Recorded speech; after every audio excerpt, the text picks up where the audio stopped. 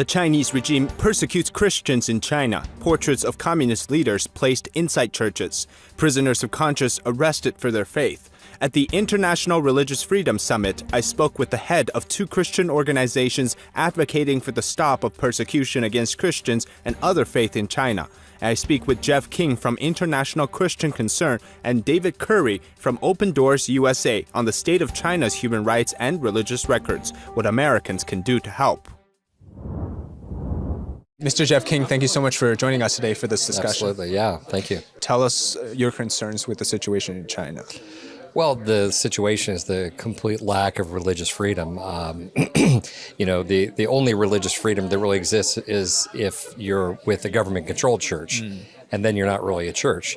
So you've got everything from the control of the three self-churches, there's the free churches, the imprisonment of activists and pastors. So it's a conglomeration of things that just reflects really the whole of the Chinese Marxist government and what they're doing with freedom in general, but especially directed at Christians. And we talked about this just kind of off camera about the nature of the communist regime, right? Yeah. It's religion is kind of against the nature of the atheist government, the Marxist government, the communist government. How does that play into their attempt to say, well, religion, like Christianity, is in China, but like you said, it is heavily controlled?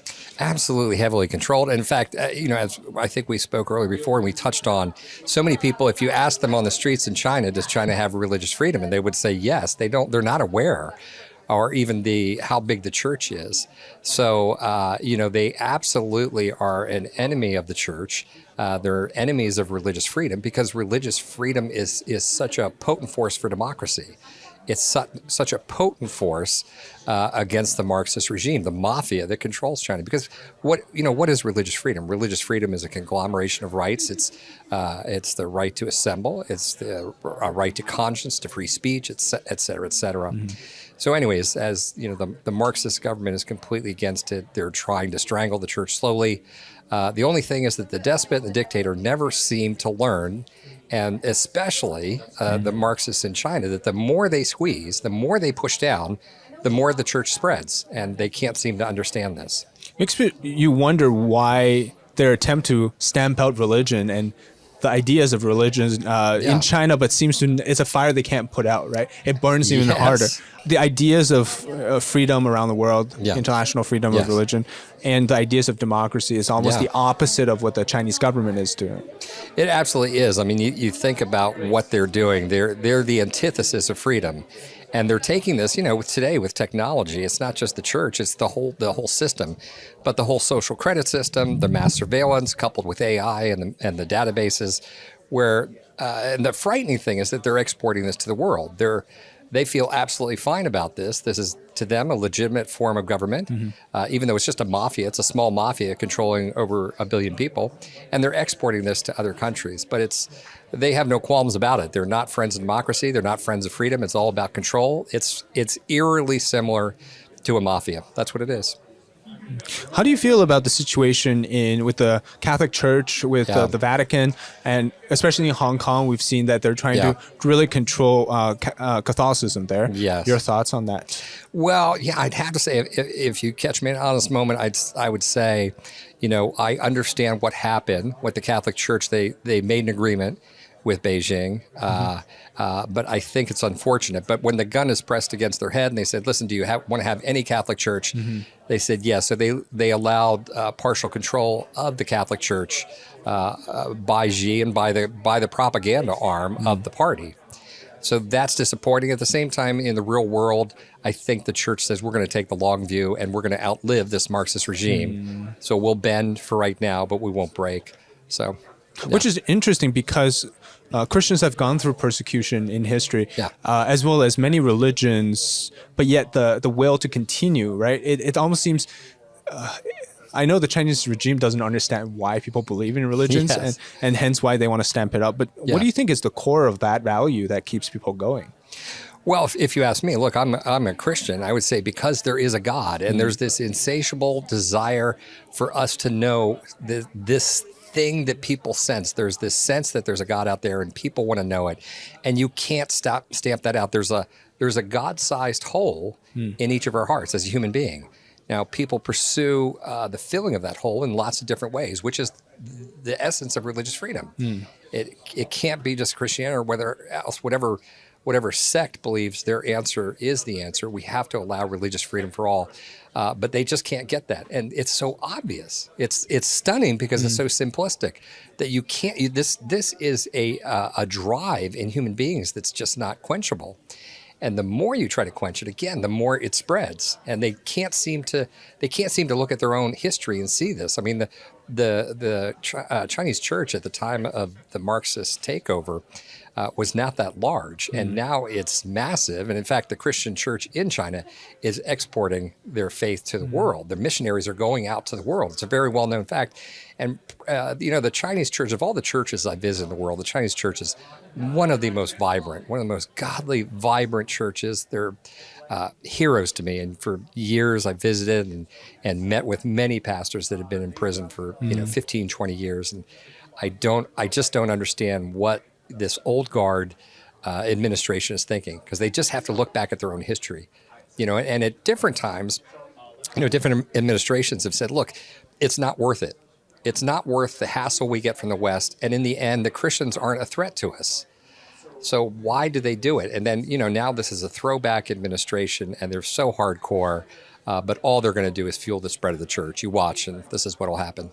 What's the situation like in China right now? For example, if you went to China, can you go to a church and you practice the same way you would here in the West?